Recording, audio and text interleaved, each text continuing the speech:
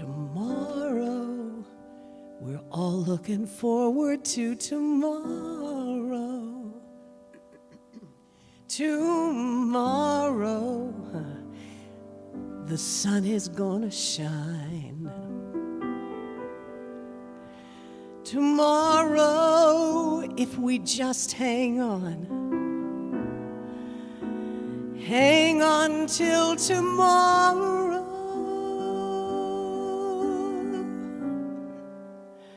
Well, what about today?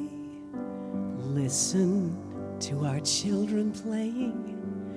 What about today? See the world through their eyes, hear what they're saying. Today, don't let today slip away. What about today?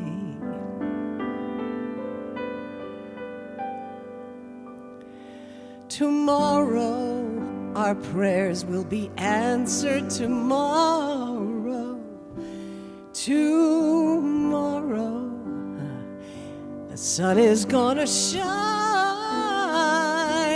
Tomorrow, if you just hang on till tomorrow.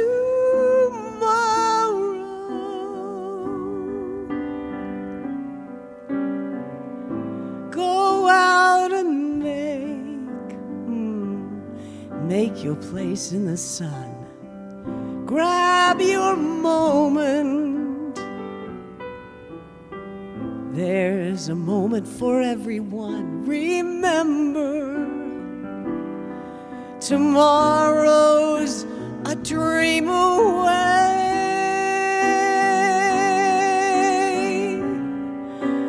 What about today?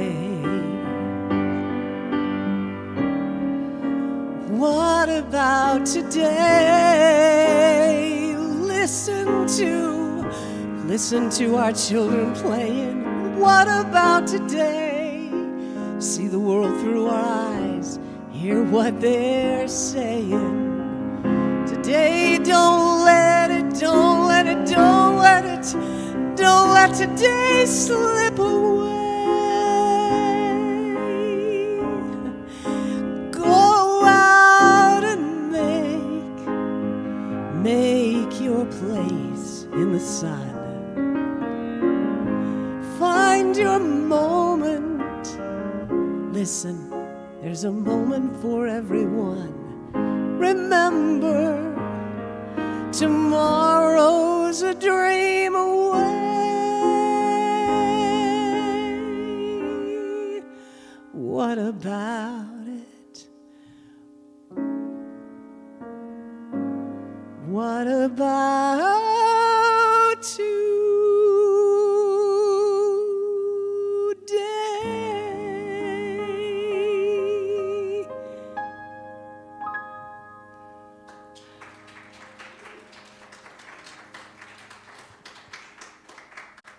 All of this and original music.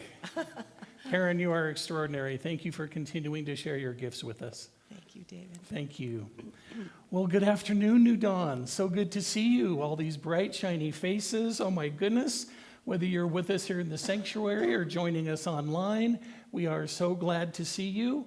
We know we'll all be together in one time, in one place, in perfect time as well. So much going on in the world. Oh, my gosh. Happy 420 tomorrow for all who celebrate. 420 is the abbreviation for marijuana, for pot. So tomorrow, I guess there's all kinds of big happenings. So for those who celebrate, we honor you. And it's also Earth Day. So if anybody's ever been to Earth or lives on Earth, it's our day to embrace our planet. We'll speak into that a little bit later as well. And what you need to know, my friends, whether this is your first visit with us or you've been coming to New Dawn for decades, that we are a radically inclusive community. We honor all people, all faith traditions, all paths to the divine, all relational orientations. So wherever you are on your journey, you are welcome here. We're not here to tell you what to believe. We're here to encourage you to believe in something, and let's figure it out together along the way. My name is Dr. David Goldberg, and it's my great joy to facilitate some of the spiritual teaching within this community. And one of the things some of you have heard me speak before, one of the things that really brings me great joy is stepping into that space of supporting people through life's ritual, primarily through weddings and funerals and memorial services. It's just a way that allows me to be of service in something that is a challenge for folks from time to time, be that weddings or funerals. And so I had one this past weekend that it included a number of firsts that I wanted to share with you. I got a call on Wednesday from Feldman, which is the mortuary that predominantly serves the Jewish community, and they reached out to see if I could officiate a service on Friday. In the Jewish custom, they do their memorials, their burials very quickly, and actually 2 days was a little bit longer than most. So I was grateful for that much notice, and I said yes, that I was honored to be in service. And the funeral director that I was working with, a wonderful young man, he said, well, David, this family identifies as very Reform Jewish. And I thought, I know what Orthodox Judaism is, and I know what conservative Judaism is, and I know what Reform Judaism is. I do not know what very Reform Judaism is. And it took me back to being a senior in high school with my beloved English teacher, Mrs. Babb, in advanced placement English. And you've heard me invoke her name before. She lives in my heart. And one of her many witticisms that continues to live with me and support me, she said, Goldberg, I never want to see the word very in any of your work, in any of your papers, and anything that you do for me. I said, Mrs. Babb, what do you have against the word very? She said, if a word isn't strong enough on its own, putting very in front of it doesn't help. Pick a different word, right? Very happy, very sad, very lonely, very tired. Oh, so anyway, I'm working through what it means to be of service in this family who identifies as very Reformed Jews. And so I called and I leave a message, and there is the matriarch had made her transition, and so I'm speaking with her adult son, and so I called and left him a message, right? I got the message on Wednesday. I called him on Wednesday. I didn't hear from him. Thursday, I didn't hear from him. Friday, I got a text from the funeral director that says, David, the family is waiting to hear from you, right? The service is now a couple of hours away. I called and left a message at the wrong number. So it was all on me, and I was very sorry. And so I called this lovely young man, and we had this great conversation about what he would like and what he didn't like. And so we got that all squared away. I spent some time in prayer and wrote out what I wanted to say at the memorial with his blessing and his approval. And so the service was in Minturn, which is about five miles farther west of Vail. So I'm driving through Vail, I get to Minturn, and the service is in the mausoleum in the Minturn Cemetery. So again, I've done many different rituals in the Catholic tradition, in the Episcopalian tradition, in the Buddhist tradition. I had not done one in the Jewish tradition before, nor had I done one in a mausoleum. I had done interments in a mausoleum, but not an actual service. So I am there, and I'm wearing my yarmulke out of respect. And in Reform Judaism, it's called a kuppah. It's the same thing. And in Reform Judaism, men and women, whoever chooses to wear a kuppah can wear one. And so we start getting ready to start the service. And this young man, who's an only child, shows up with his two amazing dogs that I thought were St. Bernards, but they're not. They're lion. Somebody help me if you're familiar. Anyway, they're kindred spirits to German Shepherds, a mother and a pup, and they're both huge. Now, again, the reason I share this with you, I have done many weddings, especially in Colorado, where couples have used their dogs as their witnesses on their marriage licenses, right? Because the county clerks don't care, and it's all optional. So people have had dog prints and people have had cat prints, but I've never done a funeral or a celebration of life with two dogs present. And it's the mountains, it's Vail, so why not? So all of these firsts continue to rack up, and apparently I did okay with the service. And then and it was very short and sweet. And then at the end of the service, we stepped outside for the actual interment into the mausoleum, right? And so then we step outside, and again, it's the mountains and interesting weather. I drove up in the snow squall, and we step outside, and the wind is blasting. And I just know my yarmulke kupa is going sideways. And so I just stand there in my power and my presence, and everybody was kind enough not to say anything. Read the final verses, and we interred this beautiful woman. And the reason I share that with you is because today we have doubled our dog attendance. We not only have Herbie, we have Owen, who had to step out. He's not quite as well trained as Herbie. And not only, you all saw the dog that we had as part of the introduction to Karen's song. So all of that to say, we welcome you, we honor you, we bless you, as we do all sentient beings. So thank you again for those who are continuing to comment on my sartorial splendor. This is a shirt that I wear in honor of Earth Day. It's the closest thing that I have to a garden with birds of paradise and orchids and greenery, and so that is my nod to the planet today. And so as I was thinking about our talk today, listening beyond the noise of the world, and what does that mean? How do we as metaphysicians interpret that? And what's in that for us? You know, I did my talk last week centered around the moonshot, right? And the astronauts circling around the moon and coming back. And I'm really still in that mode. So forgive me as I continue to make some NASA and some space and some flight analogies. So scientists searching for the quietest places on Earth discovered something startling. Silence is disappearing. Even in the most remote locations, there is the hum of airplanes, distant highways, or human activity. But in the rare places where silence still exists, people begin to cry. Not out of sadness, but out of recognition. Because beneath the noise of the world, something deeper is speaking. And that's why Earth Day matters.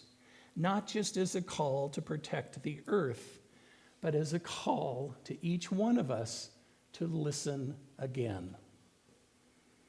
Our founder, Ernest Holmes, teaches, we are surrounded by all sorts of vibrations, and if we wish to catch any of them distinctly, we must tune in. So the question is not whether truth is speaking, but whether we are listening. So, as I speak, I would appreciate it if you would respond, I listen for what is true. I listen for what is true. In the silence within,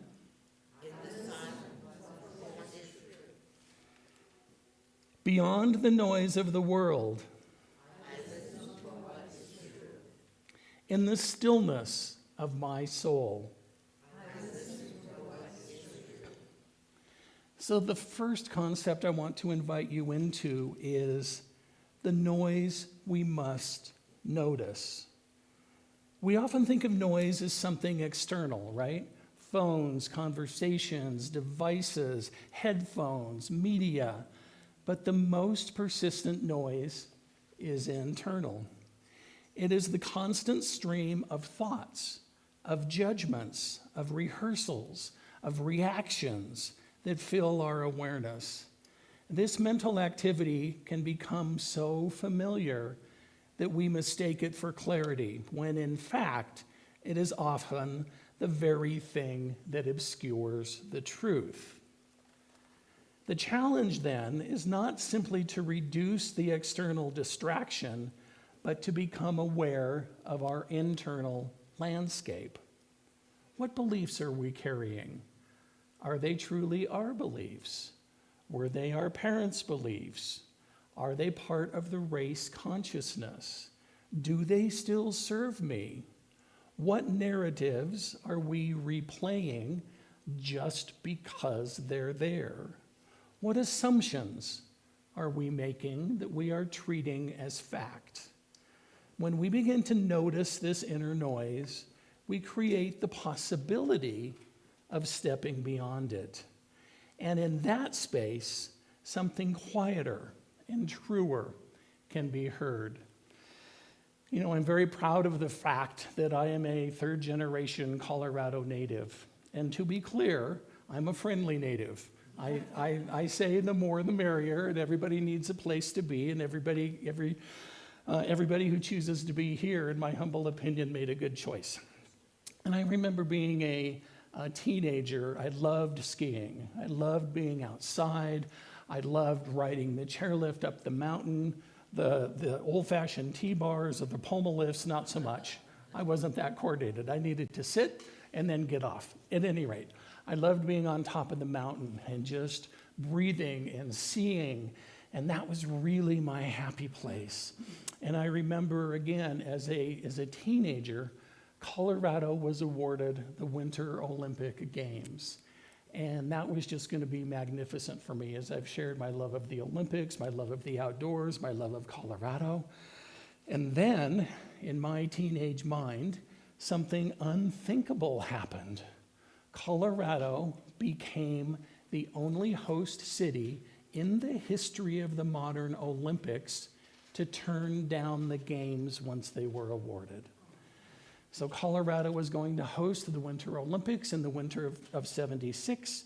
I still have all of my Colorado 76 Olympic gear. And I remember on one of my ski trips, standing on top of the mountain, doing my thing long before I ever heard of New Thought or religious science or spirituality, just being one with nature in my own way, and just saying out loud, almost Colorado. Almost. And that was my listening to my still small voice. So again then, as I draw another comparison to NASA in the space program, in the early days of mission control, engineers were inundated with data streams, with communication loops and overlapping conversations. The good news is technology was doing some interesting things. The bad news is technology was doing some interesting things, right? It became clear that too much input was creating confusion rather than clarity. The flight director, Gene Kranz, implemented a disciplined approach. Only essential communication was allowed. In one simulation, a critical anomaly was nearly missed because it was simply buried in unnecessary chatter. The lesson was simple. Clarity requires discernment. The signal is always present, and we must quiet the noise to recognize it. My friends, where in your lives might you be missing something because it's buried in unnecessary clutter or chatter? The second point I wanted to raise today is that of silence as sacred ecology. Silence is often misunderstood as absence. It's misunderstood as not caring. It's misunderstood as giving up. But in truth, it couldn't be more powerful presence. It is the space in which awareness deepens and perception expands. When we enter silence, we are not withdrawing from life. On the contrary, we are entering into a more direct experience of it. In that space, intuition becomes more clear, and the subtle movements of spirit become perceptible. Silence also reconnects us to the larger web of life. When the mind quiets, we begin to notice what has always been there: the rhythm of breath, the movement of nature, the interconnectedness of all things. This is why silence can be so transformative. It reveals not only who we are, but how we belong. When I completed my bachelor's degree in journalism with a concentration in public relations, one of my first jobs out of school was working for a local public relations and marketing advertising agency, Schenken Associates. If anybody knows Bob Schenken, or anybody who may have worked under his tutelage for so many years, an extraordinary being. So I was working for Schenken and Associates, and one of my clients was the Colorado Outward Bound School. And so my boss approached me and she said, "David, I've got a proposition for you." I'm like, "Okay, what would that be?" And I'm early 20s-ish, somewhere in there. And she said, "Well, we're working with Outward Bound." She said, "Yeah."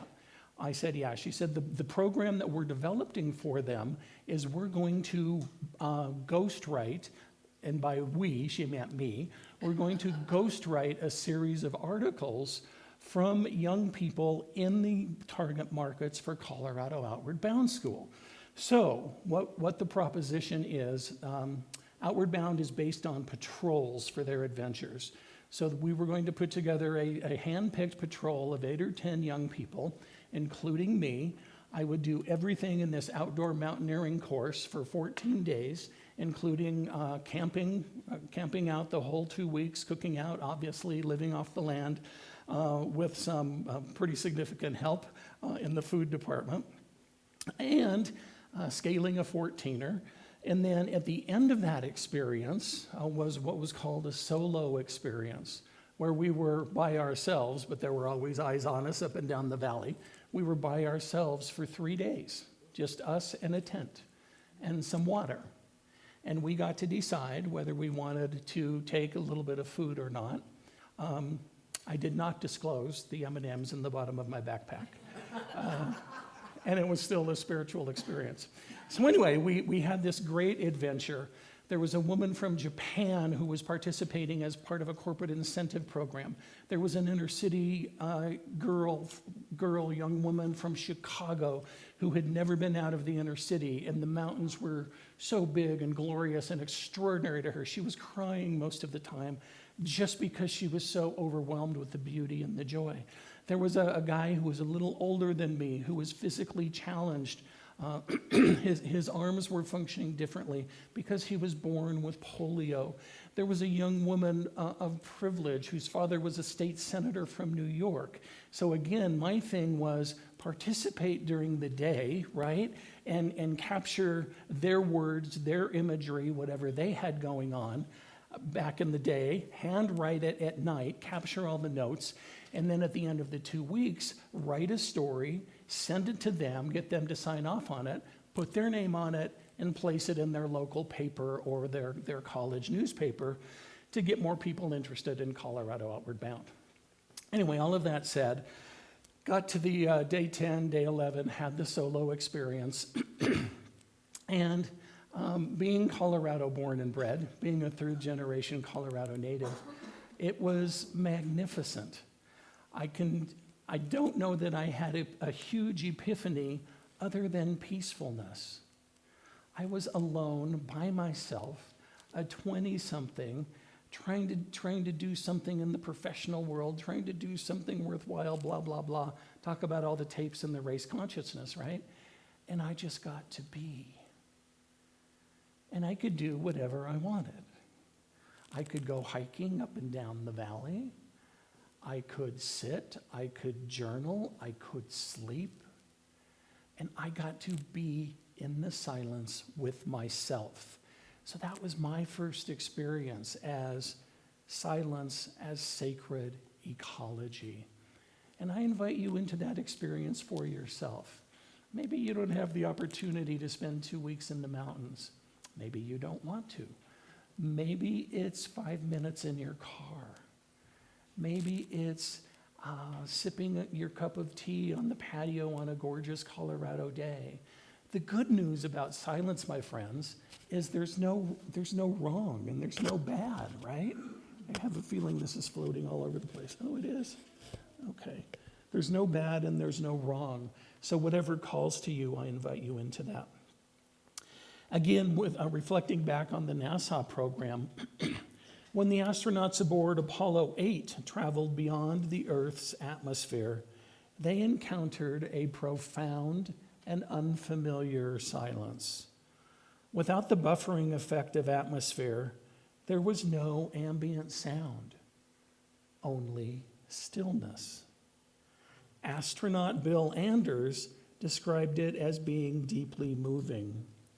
And in that silence, the crew witnessed Earth rising over the lunar horizon, a small luminous sphere in the vast darkness.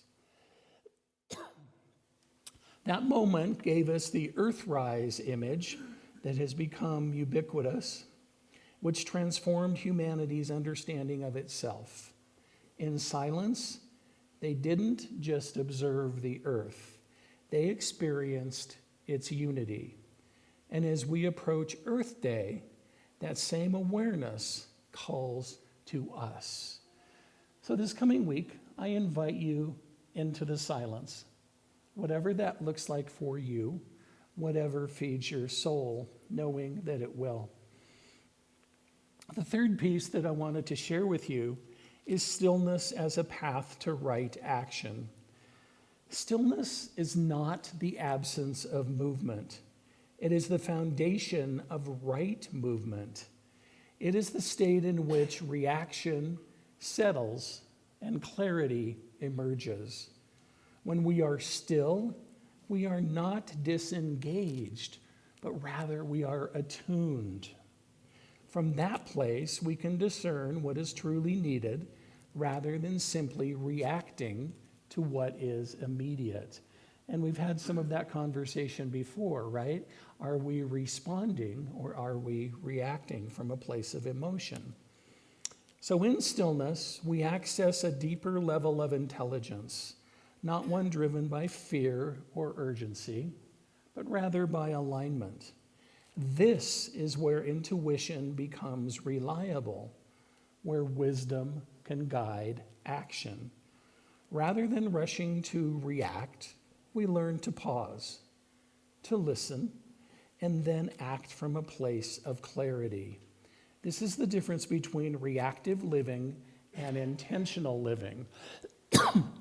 And if any of you are familiar with the tool of human design, I happen to be a generating motivator, and the key thing for me is to ride the wave. So I will hear something, I will get a new idea, and my first inclination is, right, wrong, or otherwise, I'm going to jump right in and do something. And what I'm learning is it serves me better to ride the wave, gain the information, and learn about that. When I think about stillness as a path to right action, I know many of you are familiar with it and have been to Mile High Church many times. I loved one of the activities at Mile High that we did every year on December 30th.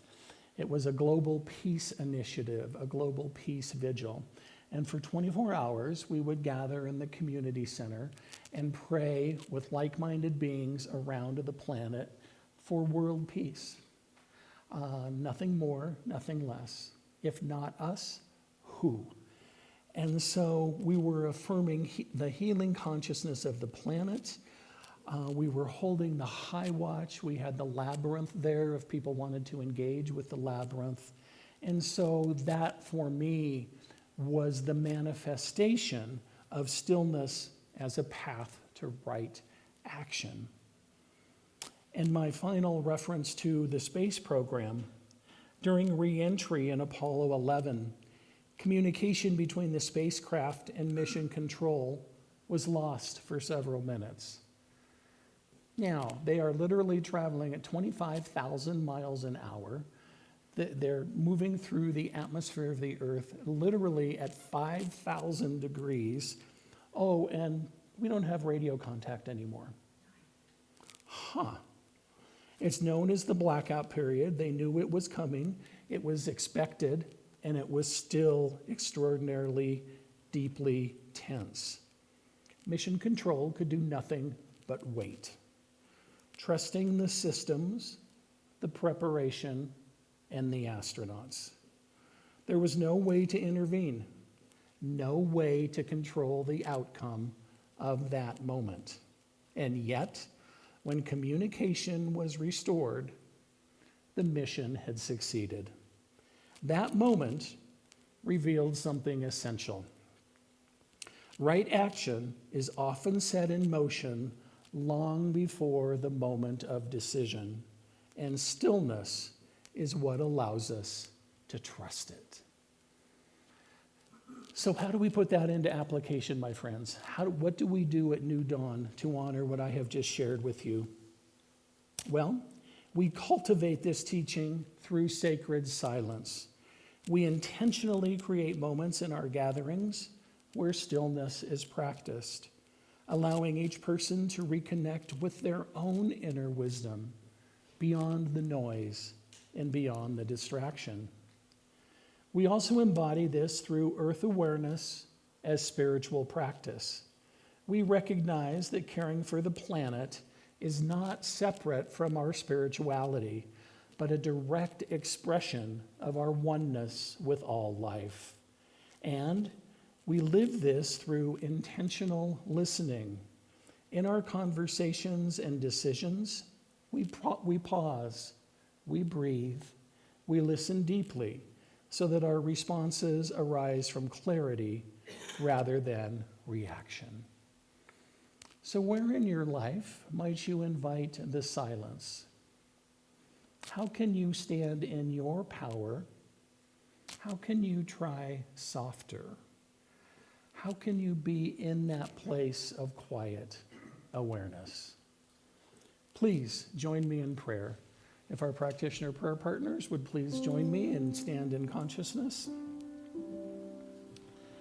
There is one life, one sacred presence, expressing itself as all creation. As the earth beneath our feet, the air we breathe, the stillness within our own awareness. I recognize this life as intelligent, harmonious, ever-present, moving through all things in perfect order. It is the quiet beneath the noise, the truth beneath the surface, the wisdom always available to every being when we are willing to listen. And so I affirm for each of us that we are becoming still enough to hear, that the noise begins to soften, the mind becomes quiet, and the heart opens to a deeper knowing. As we move toward Earth Day, I know that we are remembering our connection to this living planet, not as something separate from us, but as an expression of the same life that lives within us. In this awareness, we listen more deeply, we act more consciously, we care more fully. I give thanks for the silence that teaches, for the stillness that reveals, and for the wisdom that is always present. I release this prayer into the infinite law of life, trusting that it is already fulfilled. And in this moment of quiet knowing, we rest, we receive, and we allow. We anchor this together by saying, and so it is, and so I am, and so we are.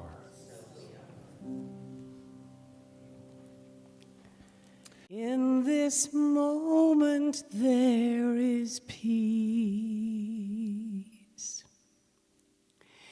In this moment there is unspoken joy. In this moment, sweet release.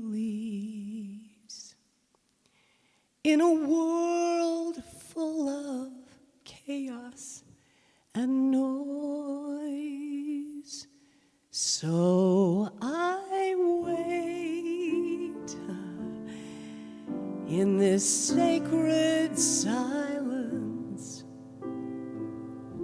where I hear what has never been heard. I wait in this sacred silence. I find joy and I find God. I find myself.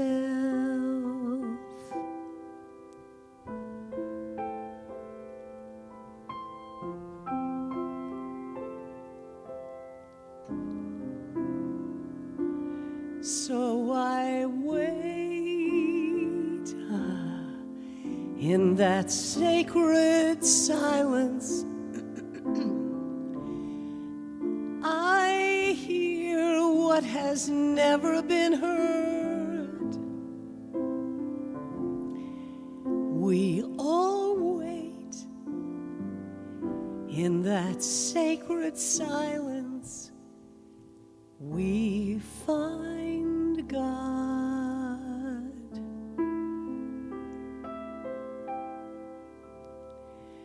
And we find ourselves.